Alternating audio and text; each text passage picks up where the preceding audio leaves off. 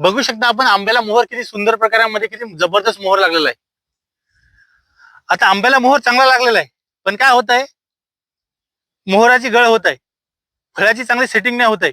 याच्या मागे मुख्य काही कारण असू शकतात. याच्यामध्ये कारण म्हणजे असं आहे की परागीभवन बरोबर होत नाही आंब्याचं. दुसरं म्हणजे असं असू शकतं न्यूट्रिशन मध्ये की यामध्ये बोरानची कमतरता, झिंकची कमतरता, विटॅमिन्स आणि प्रोटीनची कमतरता. त्या व्यतिरिक्त याच्यावरती येणारा बुरशीजन्य रोग. आता हे आपल्याला सेटिंग चांगल्या करण्यासाठी आपल्याला काही फवारणी घ्यावं लागेल. तर यासाठी मी तुम्हाला काही सांगतो, जे परागीभवन आहे तर परागीभवन करण्यासाठी आपण गुळ आणि विलायचीची द्रावण तयार करून त्याची फवारणी घेऊ शकतो. त्या व्यतिरिक्त न्यूट्रिशनच्या कमतरतेसाठी झिंक, बोरॉन, अमिनो ऍसिड याची आपण फवारणी घेऊ शकतो. त्या व्यतिरिक्त बुरशीजन्य रोग थांबण्यासाठी आपण एखाद्या चांगल्या बुरशीनाशकाची फवारणी करू शकतो.